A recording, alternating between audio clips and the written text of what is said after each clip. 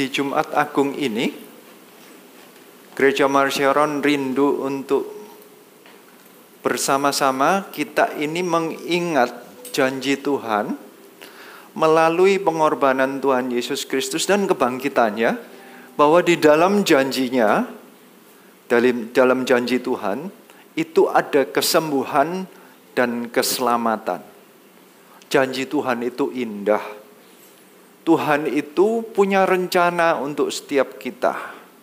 Hari ini saya rindu untuk menyampaikan bagaimana bahwa apapun yang kita alami, semua yang baik yang membuat kita sampai ada di tempat ini, itu sebenarnya rencana Tuhan. Bahwa Tuhan itu dari dulu, bahkan sebelum kita lahir, setiap kita itu sudah sepertinya dibuatkan jalurnya dahulu. Setiap kita ada jalurnya, tetapi Tuhan juga sepertinya membuat rencana yang besar, rencana besarnya Tuhan mengenai kerajaan Allah. Dan semuanya itu tertulis di Alkitab. Makanya saya rindu kita itu makin menikmati Alkitab. Membaca Alkitab itu bukan membaca peraturan. Membaca Alkitab itu sepertinya mengerti siapa Tuhan itu dan apa rencananya bagi setiap kita. Makin kita membaca, makin kita mengerti Tuhan. Makin kita membaca, makin mengerti rencana Tuhan. Makin kita mengerti rencana Tuhan, makin mudah kita untuk mengikuti kehendak Tuhan. Siapa yang percaya katakan amin. Saya mengucap syukur kita ada dalam gereja yang sampai ada I Love My Bible-nya, app-nya. Keren sekali ya, ada setiap hari, ada baca ayatnya, dan dijelaskan ayatnya, dijelasin barengan. Kita bisa berjalan bareng. Tapi itu bukan cuman untuk pengetahuan Alkitab. Membaca Alkitab itu bukan cuman supaya hafal, tapi membaca Alkitab itu supaya kita mengerti siapa Tuhan kita. Makin kita mengerti, makin kita menikmati, dan makin kita mengucap syukur bahwa Allah itu begitu baik. Makin kita mengerti siapa Tuhan, makin kita berjalan, baca Alkitab itu bukan seperti sesuatu yang sulit. Mengikuti ibadah, melayani itu bukan sesuatu yang berkorban, bukan membayar harga. Karena apa? Tuhan Yesus sudah membayar harganya. Kita ini sudah lunas, dibayar lunas oleh Tuhan Yesus. Jadi kalau kita baca Alkitab, berdoa, melayani, itu semua karena Tuhan yang sudah merencanakan dan Tuhan sudah membayarnya di atas kayu salib. Kalaupun kita melakukan semua itu sampai melayani, itu karena kita mengucap syukur. Semua ini bentuk ucapan syukur, menyatakan bahwa kita berterima kasih kepada Tuhan. Hari ini salah satunya. Di Jumat Agung kita mengingat kembali kematian Tuhan Yesus Kristus di atas kayu salib. Itu tidak berdiri sendiri, tetapi selalu bagian dari rencana Tuhan. Indahnya Tuhan itu kalau buat rencana, itu ribuan tahun. Tuhan itu bukan hanya merencanakan hidup kita yang 80 tahun, tetapi Tuhan itu merencanakan multiple generations. Ribuan tahun. Ratusan sampai ribuan generasi Tuhan itu ngatur semuanya. Tuhan itu begitu besar. Makin saya membaca Alkitab, makin saya menikmati. Makin saya mendalami Alkitab, makin saya itu menikmati betapa semuanya ini sudah disiapin Tuhan. Jika kita itu diajak melayani, itu bukan karena Pak Liang itu minta Anda atau Tuhan itu butuh bantuan kita. Tetapi sepertinya cuma mengajak, ayo masuk ke dalam rencana Tuhan yang sudah jalan. Dari dulu jalan dan sudah tergenapi. Dan masuk, jangan sampai kita terlewatkan. Diajak untuk beribadah, melayani. Itu supaya kita masuk ke dalam rencana Tuhan saja. Termasuk hari ini. Ini ajakan dari Gereja Marsyaron agar tidak ada satupun di antara kita yang terlewatkan. Tidak ada di antara kita yang sepertinya padahal janjinya sudah ada, rencananya sudah ada, kita sampai terluputkan. Termasuk janji dan rencana Tuhan untuk menyelamatkan dan menyembuhkan kita. Janjinya itu dari dulu. Saya hari ini mau mengajak Anda melihat bahwa di Alkitab itu selalu ada hubungannya, tidak bisa muncul sendiri. Nantinya saya akan jelaskan sampai di hari ini yang kita akan perjamuan kudus, semua sudah ada ini ya, yang belum ada malah angkat tangan, yang sudah ada tangannya jangan diangkat, tapi yang belum ada ini roti dan anggur, yang belum ada coba angkat tangan. Yang belum ada nanti Asyir tolong diberikan ya. Karena ini supaya kita mengerti bahwa apa yang kita lakukan di gereja semuanya ini bukan cuma tata cara agama atau peraturan, tapi ada artinya. Ini aplikasi agar kita nanti masuk ke dalam janji Tuhan. Saya coba jelaskan ya, dari perjanjian lama sampai perjanjian baru sampai hari ini kita itu menikmati kesembuhan, keselamatan itu semua karena rencana Tuhan. Sepertinya ini bukan kayak kita yang harus beriman supaya terjadi sesuatu. Tuhan sudah rencanakan semua. Paling enak itu kalau sudah ada rencananya kita tinggal ngikut. Misalnya contohnya hari ini aja. Anda duduk di tempat ini, Anda kan nggak perlu beli kursi. Anda duduk di tempat ini, Anda nggak perlu nyiapin. Sudah ada karpetnya, sudah ada sound systemnya, sudah ada lightingnya. Semuanya sudah disiapin, Anda tinggal ngikutin. Anda datang di sini, Anda tidak ngadakan ibadahnya, Anda ngikutin ibadah. Sama kadang, kalau saya mau buat aplikasinya, kesembuhan dan keselamatan itu Tuhan sudah siapin dulu semua. Karpet merahnya disiapin, hanya tinggal Anda ngikutin aja. Anda tidak akan menikmati ibadah ini jika Anda tidak berangkat dari rumah. Anda mengambil keputusan, saya mau ikut, Anda berangkat dari rumah, pergi ke tempat ini, dan Anda membiarkan diri untuk duduk di tempat yang sudah disediakan. Di tengah-tengahnya Anda mendapatkan berkat, Anda nggak perlu nyiapin kursinya dan lain-lain. Karena sudah ada rencananya. Anda tidak ada di tempat ini, ibadahnya tetap jalan. Sama, Tuhan sudah siapin keselamatan dan kesembuhan. Tinggal menunggu Anda untuk punya iman, percaya Anda masuk ke dalamnya. Anda ngikutin aja. Anda tidak percaya, Anda tidak mau ikut, ya tetap ada kesembuhan dan keselamatan itu. Anda tidak perlu imani kesembuhan dan keselamatan itu. Tetap ada, tetap terjadi. Karena Tuhan sekali berkata, ya pasti terjadi. Tinggal kita mau ikut apa enggak. Hari ini saya cuma mau mengajak Anda mengimani kesembuhan. Itu tidak perlu kita yang mengadakan kesembuhannya. Semuanya dilakukan oleh Tuhan sendiri. Siapa yang percaya katakan amin. Kita tinggal masuk aja ke dalam rencana Tuhan. Kita datang masuk dan mengaplikasikan janji Tuhan itu ke dalam kehidupan kita. Hari ini saya mau berkata menjelaskan melalui 3 poin dari perjanjian lama, perjanjian baru, kemudian dalam kehidupan kita. Itu contohnya di Alkitab dahulu, kemudian ke dalam kehidupan kita. Poin pertama, janji Tuhan tentang kesembuhan dan keselamatan.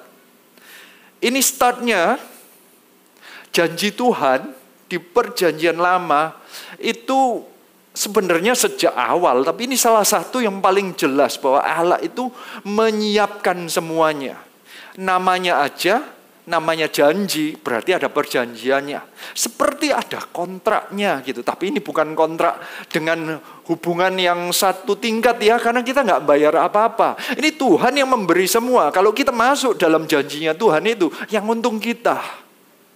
Kita ini masuk dengan kondisi rugi, berdosa, banyak penyakit, banyak kesalahan, banyak masalah. Tuhan memberikan segala janjinya, jadi kita ini nggak bisa nuntut sebenarnya. Tuhan yang punya semua. Kalau masuk ke dalam perjanjian kita nggak bisa nuntut. Jangan sampai kita datang hari ini itu sepertinya nuntut, Tuhan mana janjimu? Sebenarnya nggak bisa. Karena posisinya itu sepertinya adalah janji, anggap saja kalau satu atau perusahaan yang begitu besar, kalau kita masuk kontrak di dalamnya, ya kalau kontrak, kalau kita ini nggak punya apa-apa, tiba-tiba diberikan, oke, saya akan beli barang dari kamu, gitu ya. Anda lo nggak punya pengalaman, tiba-tiba perusahaan ini bilang, aku mau beli barang dari kamu. Itu namanya kasih karunia. Aduh terima kasih, diajarin lagi. Nanti beli barangnya dari sini, nanti tak kasihin, sepertinya fee gitu ya. Kamu dapat keuntungan, sepertinya kita dapat keuntungan. Padahal perusahaan ini yang punya kuasanya. Kalau dia mau beli dari orang lain ya bisa. Itu sama kejadian dengan kita. Kalau Tuhan mau memberikan keselamatan, kesembuhan kepada orang lain ya bisa. Tapi Tuhan pilih kita. Bukannya itu terlalu baik sebenarnya. Coba katakan sebelah-sebelahnya, Tuhan itu terlalu baik. Startnya dari perjanjian. Jadi di Yeremia 31 ayat 33. Dikatakan demikian. Tetapi beginilah perjanjian yang kuadakan dengan kaum Israel sesudah waktu itu. Demikianlah firman Tuhan. Aku akan menaruh Tauratku dalam batin mereka dan menuliskannya dalam hati mereka. Maka aku akan menjadi Allah mereka dan mereka akan menjadi umatku.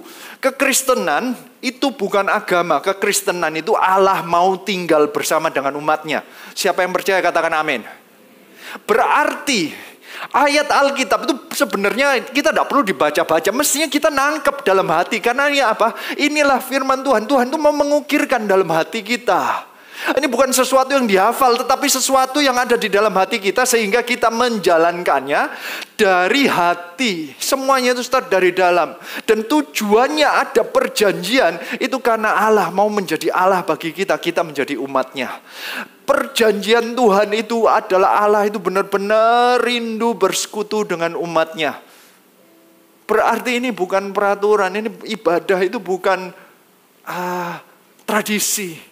Tetapi Allah yang tinggal di dalam kita. Allah itu startnya dari perjanjian. Makanya Alkitab dibagi perjanjian lama, perjanjian baru.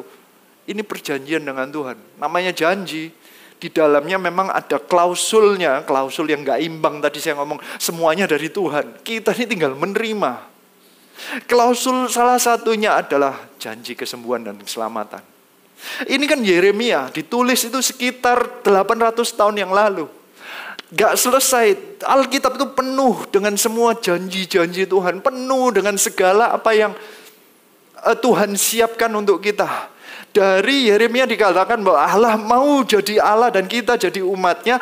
Janjinya itu diperjelas lagi di Yesaya 53. Saya ajak langsung ayat 5. Ini salah satu, bukan semua, tapi salah satu yang paling nyata. Salah satu yang paling konkret mengenai janji Tuhan.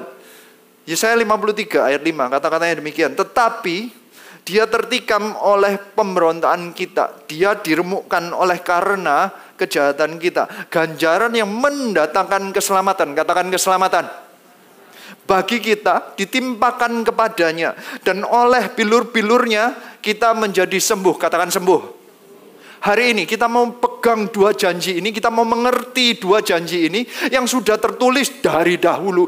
Yesaya ditulis sekitar tahun 700 sebelum Masehi. 700 sekian sebelum Masehi. Di zaman masih kerajaan Yehuda. Belum ada perjanjian barunya, belum ada, belum terjadi. Tuhan Yesus belum mati di atas kayu salib. Sudah disiapkan. Alkitab itu rencana Tuhan. Alkitab itu bukan nubuatan, isinya nubuatan bukan prediksi. Yesaya bukan menulis prediksi, tetapi Yesaya menuliskan apa yang Tuhan rencanakan akan terjadi. Nabi, nubuatan itu adalah semua yang dari Tuhan diomongkan, disampaikan, dituliskan, diutarakan agar kita tahu bahwa Tuhan itu merencanakan semuanya. Jadi kalau terjadi, ya memang pasti terjadi karena ini rencana Tuhan. Nubuatan itu mestinya seperti begini loh. Kalau besok mau hujan atau tidak itu prediksi. Jadi jika Anda lihat di handphone Anda melihat di app yang mengenai cuaca, itu bukan rencana. Kalau Anda lihat besok hujan, itu bukan rencana, itu prediksi. Jadi kalau ada hujan atau tidak itu ada berapa persen kemungkinan terjadi. Beda dengan jika kira-kira ada yang besok ada yang rencana makan enggak? Ada yang enggak rencana makan? Puasa kecuali ya. Besok ada yang rencana makan enggak? Atau mungkin ada yang puasa soalnya. Ada yang rencana sikat gigi enggak besok? Loh, bener enggak? Loh, Anda punya plan enggak sikat gigi? Jadi kalau sikat gigi terjadi Anda kaget enggak? Enggak kan? Anda rencanakan kan? Kalaupun ada masalah di rumah enggak bisa sikat gigi, Anda kemanapun nanti sikat gigi, bener ya? Anda kan usahakan karena ini rencana Anda mau sikat gigi. Kan terjadi, benar ya? Karena ini mau Anda. Sama kalau Tuhan sudah nubuatkan. Tuhan akan usahakan sesulit apapun. Pasti terjadi. Anda kalau melihat janji Tuhan, Anda harus melihat sepertinya Tuhan itu sedang merencanakan kesembuhan dan keselamatan Anda itu seperti sikat gigi. Meskipun sepertinya saya bikin ini menjadi semudah itu, tapi memang bagi Tuhan itu mudah. Sembuhan bagi Tuhan itu mudah. Tapi enggak semurah itu. Mudah bagi Tuhan, tapi enggak murah. Karena Alkitab berkata, dia tertikam. Karena semuanya itu ada konsepnya. Karena kita ini dasarnya dari orang berdosa. Semua dosa itu harus dibayar karena upah dosa adalah maut. Berarti harus tetap ada yang dikorbankan. Di zaman perjanjian lama, korbannya adalah binatang. Tapi binatang nggak sempurna, nggak mulia. Jadi setiap beberapa saat kembali dilakukan korban lagi. Dilakukan korban lagi, dilakukan korban lagi. Karena tidak sempurna. Tapi rencana Tuhan itu sempurna. Oleh karena itu, yang sempurna, yang tertikam untuk kita. Sehingga yang didapat adalah keselamatan bagi kita. Ganjaran yang mestinya kita terima ditimpakan kepada Tuhan Yesus Kristus. Bukan hanya itu, bilur-bilurnya cerita mengenai Tuhan Yesus. Mestinya dijelaskan Tuhan Yesus itu menderita sejak awal. Tuhan Yesus itu dicambuk, dihina, dipasangin mahkota duri, disalib, ditusuk, semuanya itu, bilur-bilur Yesus itu, tujuannya adalah supaya setiap sakit penyakit kita ditanggung oleh Tuhan Yesus juga. Semua ini sudah direncanakan oleh Tuhan. Sudah ada plannya, dan setelah 800 tahun, Tuhan Yesus lahir. Tuhan Yesus menyatakan bahwa, makanya kata-katanya, kerajaan Allah sudah tiba. Kenapa? Tuhan Yesus tahu rencananya. Kadang murid-muridnya bingung, apa maksudnya kerajaan Allah sudah tiba? Tuhan Yesus cuma ngomong, ini loh janji Tuhan yang dari dahulu sudah dikatakan ratusan tahun, ribuan tahun yang lalu. Inilah penggenapannya. Perjanjian baru yang sudah disiapkan, itu digenapi dengan kehidupan Tuhan Yesus, matinya, dan sampai bangkitnya Tuhan Yesus Kristus. Makanya dirangkum di Alkitab. Itu kata-katanya, ini di kata-kata indah. Ini poin keduanya. Rencana Tuhan itu melalui Tuhan Yesus Kristus. Yang mestinya susah, semuanya susah. Karena dosa manusia itu dicoba dengan berusaha sebaik mungkin, tetap gak nyampe. Itu ternyata diselesaikan oleh Tuhan dengan Allah, anak Allah. Menjadi manusia dan mati di atas kayu salib bagi dosa kita. Makanya dirangkum di Yohanes 3 ayat 16. Kata-katanya demikian. Karena begitu besar kasih Allah akan dunia ini, sehingga ia telah mengaruniakan anaknya yang tunggal, supaya setiap orang yang percaya kepadanya tidak binasa, melainkan beroleh hidup yang kekal. Ini adalah rangkuman yang ditulis oleh Yohanes, murid Tuhan Yesus Kristus, yang sesuai dengan pengakuannya sendiri, dia merasakan kasih Allah. Dia dikatakan di Alkitab, dicatat sebagai murid yang dikasihi oleh Yesus. Dalam bahasa Inggrisnya kata-katanya the beloved disciple. Dia mengaku diri sendiri bahwa dia begitu merasakan kasihnya Tuhan. Dia melihat bagaimana Tuhan Yesus yang tidak ada salahnya, dia menjadi saksinya. Selama dia hidup bersama dengan Tuhan Yesus, dia tidak melihat 3,5 tahun dia bersama dengan Tuhan Yesus Kristus, dia tidak melihat salahnya Tuhan, tapi dia disalibkan. Makanya dia bisa menangkap semua ini karena begitu besar kasih Allah. Yohanes menjelaskannya lagi, kenapa ini dianggap kasih. Yohanes menangkapnya, kasih yang seperti apa yang terbesar. Yohanes merasakan kasih Yesus dengan dia pernah mendapatkan makan dari Tuhan Yesus waktu dia nggak bisa makan. Dia melihat juga Tuhan Yesus memberi makan 5.000 orang yang lain. Tuhan Yesus menolong saat kapal lagi ada badai. Tuhan Yesus memberhentikan badai. Tuhan Yesus menolong, tapi apakah itu bentuk kasih yang terbesar? Sahabat ya bisa menolong. Makanya teman ya bisa menolong. Dia berteman dengan Petrus, dia bisa saling menolong, saling membantu, membawa ikan barengan, kerja barengan. Bisa kerja barengan. Yohanes bekerja bareng dengan Petrus, punya bisnis perkapalan dan kenelayanan di sana. Apakah itu bentuk kasih yang terbesar? Yohanes menangkap. Setelah dia melihat Tuhan Yesus Kristus di atas kayu salib, Yohanes itu berdiri di bawahnya kayu yang dia melihat. Kasihmu gak ada batas ya. Bukan hanya memberi makan, menolong secara fisik, tapi kasihmu sampai mati di atas kayu salib. Sehingga Yohanes menangkap. Makanya ada ayatnya yang Yohanes 15 ayat 13. Kita baca yuk. Tidak ada kasih yang lebih besar daripada kasih seorang yang memberikan nyawanya untuk sahabat-sahabatnya.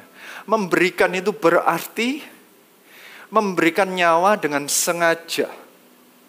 Kalau memberikan nyawa dengan sengaja, memberi, give his life.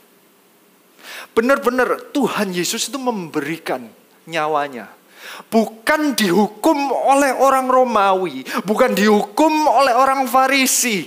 Bukan karena Tuhan Yesus salah melanggar perintah di zamannya sehingga dia dihukum di atas kayu salib. Yang merupakan hukuman yang terjelek, paling terhina. Tetapi karena Tuhan Yesus memberikan. Tuhan Yesus mau menerima hukuman yang paling terhina demi kita.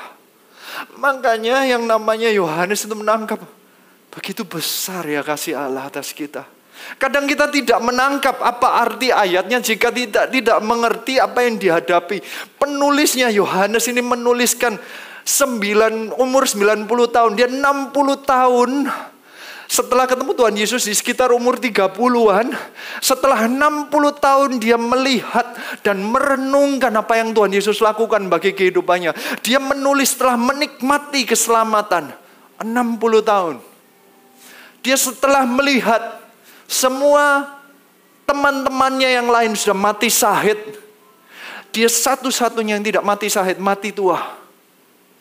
Dia menulis setelah sudah kehilangan semua yang lain.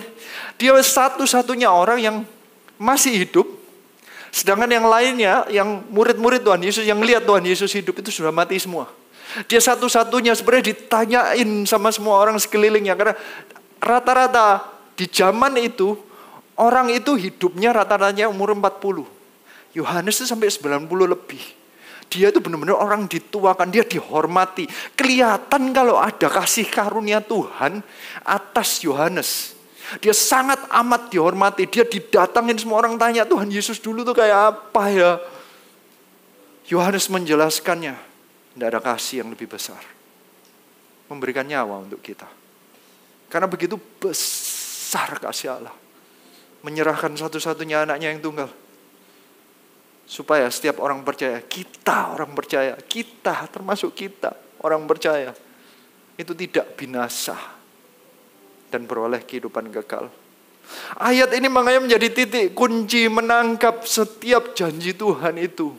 Sepertinya culmination atau puncaknya, titik puncaknya itu dengan Tuhan Yesus mati di atas kayu salib. Makanya sampai kita ada perjamuan kudus, Tuhan Yesus yang ngajarin. Ingat aku. Ingatnya adalah bukannya seluruh kehidupan Yesus, tapi ingat bahwa kasih Allah itu loh begitu besar. Sampai Tuhan itu mau melakukan segalanya sampai mati di atas kayu salib untuk kita.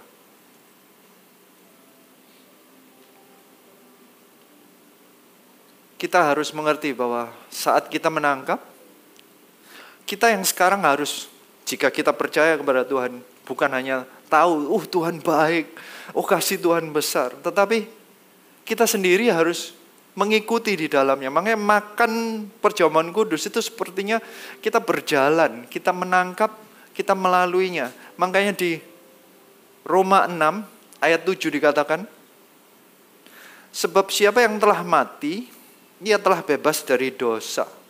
Ayat 8, jadi jika kita telah mati dengan Kristus, kita percaya bahwa kita akan hidup juga dengan dia. Dosa itu nggak bisa selesai jika tidak dibayar. Caranya bayar, hutang apapun berhenti saat mati, selesai di situ.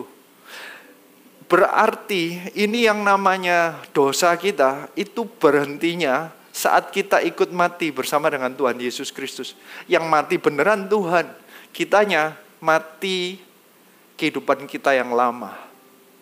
Kita harus masuk ke dalam perjanjian ini. Berarti ada keputusan dari kita. Bukan cuma janjinya saja terjadi, tapi kita sendiri harus mengambil keputusan dan masuk di dalamnya. Kita harus percaya. Percaya berarti kita menerima Tuhan Yesus.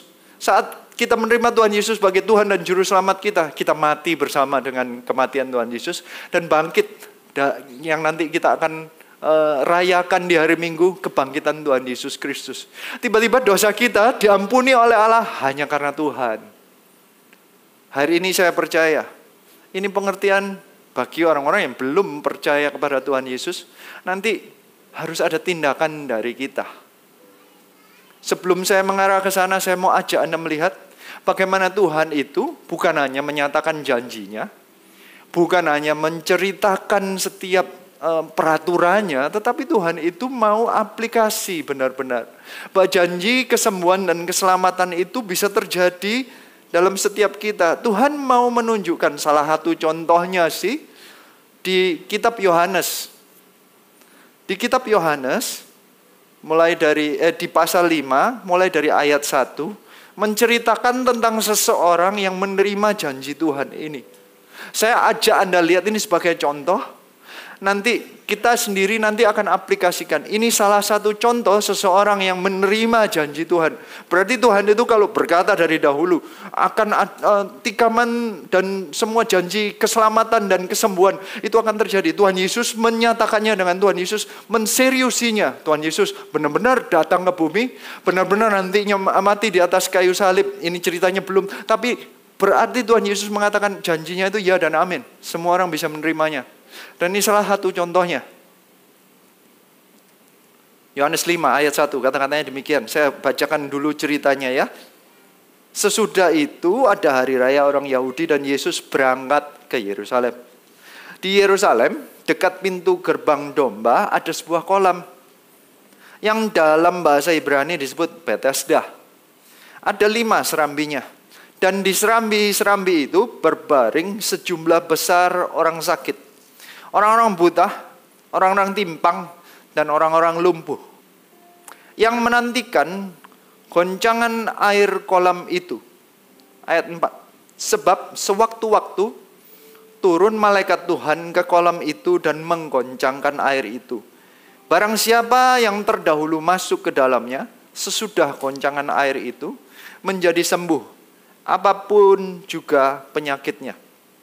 Di situ ada seorang yang sudah 38 tahun lamanya sakit. Ketika Yesus melihat orang itu berbaring di situ, dan karena ia tahu bahwa ia telah lama dalam keadaan itu, berkatalah ia kepadanya, "Maukah engkau sembuh?"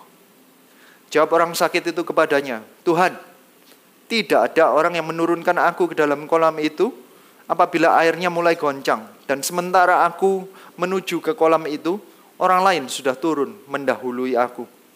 Kata Yesus kepadanya, "Bangunlah dan angkatlah tilammu dan berjalanlah." Dan pada saat itu juga sembuhlah orang itu, lalu ia mengangkat tilamnya dan berjalan. Ini adalah seseorang yang lumpuh yang berjalan, berarti menerima janji kesembuhan dari Tuhan. Saya mau ajak Anda melihat bahwa Tuhan itu janjinya tidak cuman satu orang. Bahkan kadang cara dunia itu yang pakai peraturan. Karena saya mau ajak Anda melihat balik ya ke Yohanes 5 mulai dari ayat 4. Kata-katanya demikian, sebab sewaktu-waktu turun malaikat Tuhan ke kolam itu dan menggoncangkan. Barang siapa yang terdahulu masuk ke dalamnya, sesudah goncangan air itu menjadi sembuh. Apapun juga penyakitnya.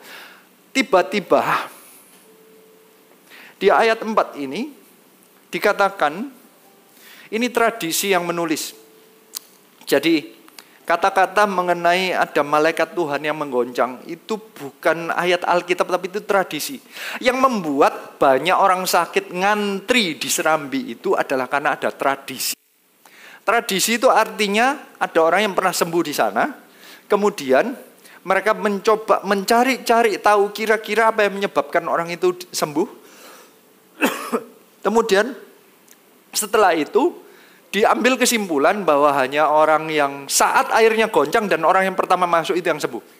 Jadi sepertinya ada peraturan. Tiba-tiba janji Tuhan yang sebenarnya kesembuhan itu adalah bagi orang percaya.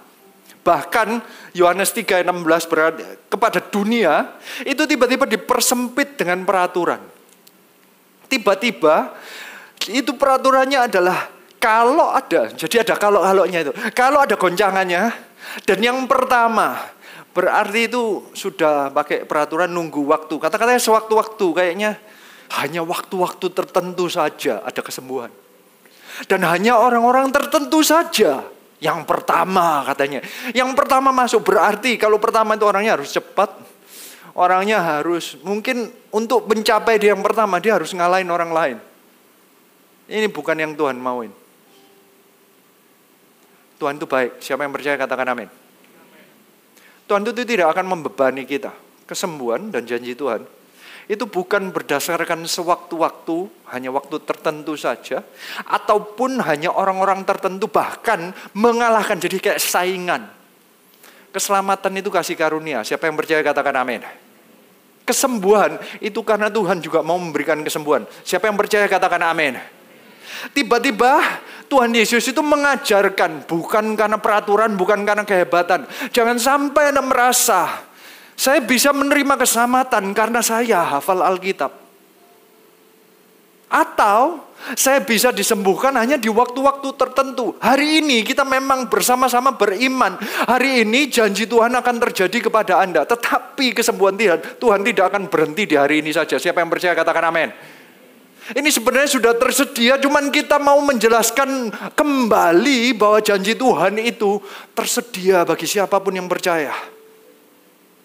Tidak tertutup hanya kepada hal-hal tertentu. Jika orang ini terikat dengan pemikiran bahwa di waktu tertentu saja, berarti orang ini sudah mulai melihat bahwa Tuhan itu terbatas.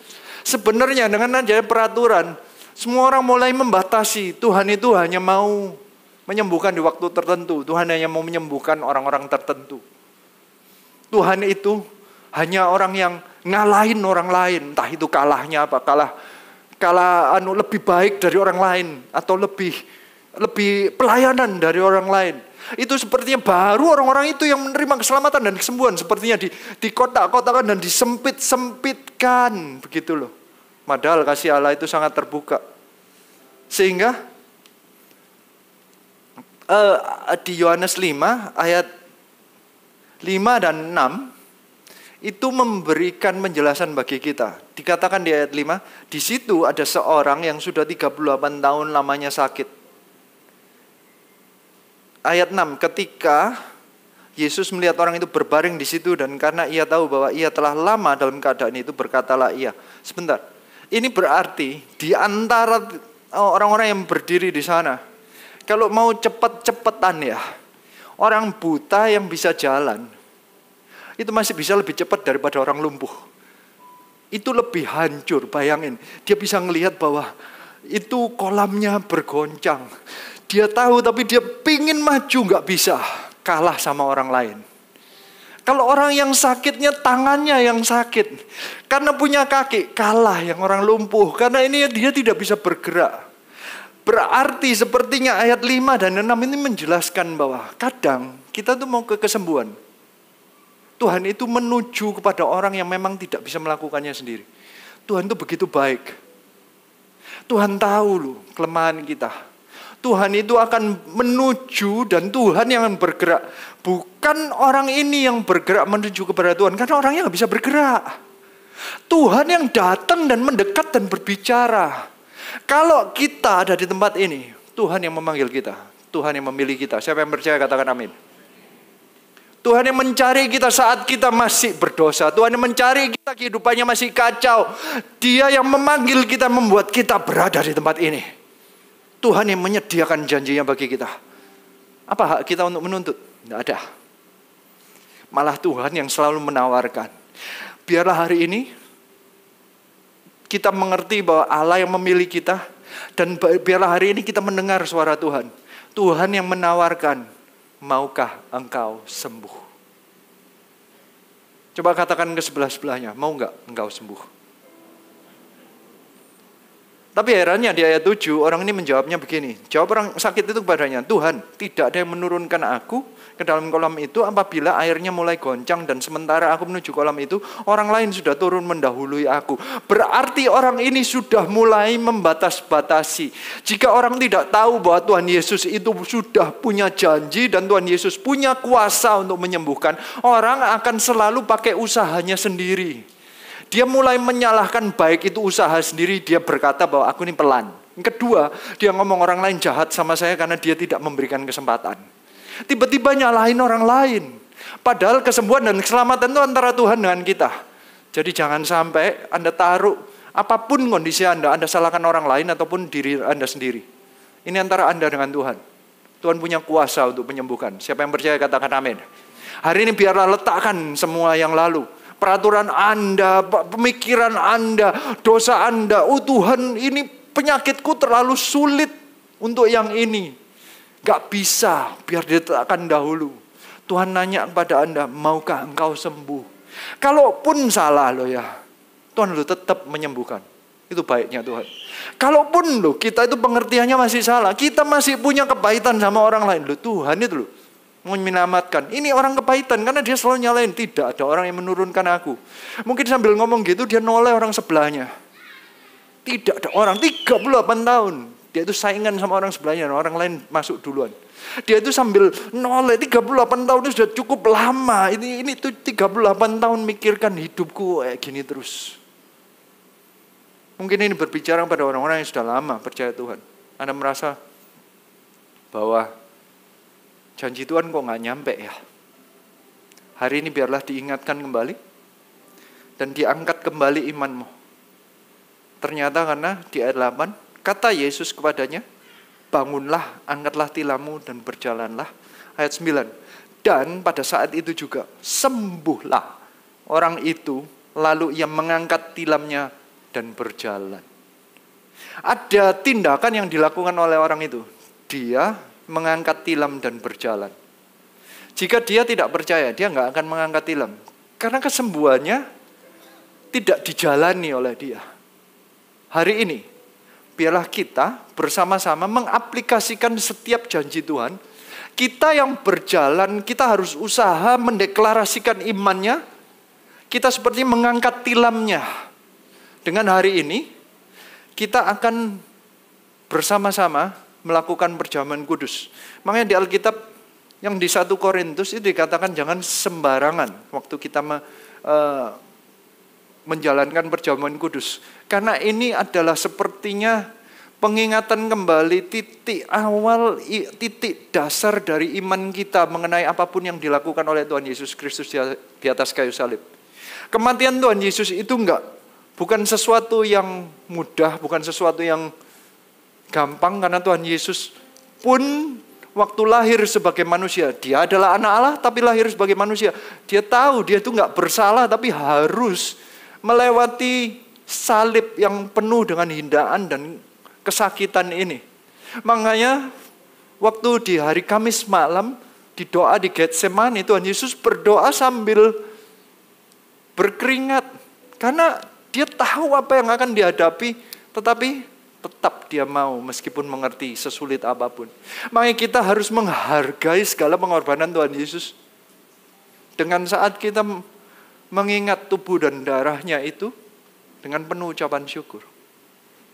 Dengan mengerti segala pengorbanan Tuhan itu begitu berat sebenarnya. Tetapi sebenarnya bagi kita nggak berat karena tinggal percaya. Sama seperti orang lumpuh itu. Jangan sampai segala peraturan membatasi kita berhubungan langsung dengan Tuhan dan menikmati setiap janjinya. Jangan sampai masalah orang lain, kepahitan terhadap orang. Kita ini sudah 38 tahun, kenapa aku masih ditipu orang? Jangan sampai ini membatasi Anda berhubungan dengan Tuhan. Tetap nikmati janji Tuhan dan pengorbanan Tuhan Yesus Kristus. Lepaskan segala kepahitan Anda. Lepaskan segala kecurigaan Anda kepada Tuhan. Kenapa Tuhan 38 tahun? Lepaskan. Biarlah hari ini Tuhan Yesus datang. Hari ini Tuhan Yesus benar-benar mau datang dan bertanya, maukah engkau sembuh? Biarlah engkau menerimanya janji ini hari ini. Sepertinya hari ini adalah hari aplikasi dari setiap janjinya. Hari ini adalah hari penggenapan janji itu dengan mengaplikasikannya melalui perjamuan kudus. Makanya di dalam perjamuan kudus ada keselamatan dan kesembuhan. Di dalamnya ada kuasa Tuhan karena janji Tuhan sudah siap. Ini sepertinya kayak membuka pintu masuk ke dalam janji Tuhan. Setiap kali kita perjamuan kudus, makanya Gereja Marsharon membuat kita itu setiap bulannya paling tidak ingat kembali. Jika Anda sudah mulai dipenuhi dengan peraturan, dipenuhi dengan kekecewaan, dipenuhi dengan kesulitan dalam kehidupan, sepertinya diingatkan kembali. Masuk kembali ke dalam janji Tuhan. Biarlah seperti orang ini yang sudah seperti yang merasa lumpuh, sudah gak kuat. Aku sudah coba berusaha, masih tidak dapat janji Tuhan. Aku sudah coba berusaha, aku kalah sama orang itu. Perasaan Anda. Biarlah kali ini, hari ini, setiap kali Anda meminum dan mengingat kembali dengan perjamuan kudus ini, Anda ingat bahwa kita ini tinggal mengambil kembali janji Tuhan. Menggenapi janji Tuhan atas kehidupan kita.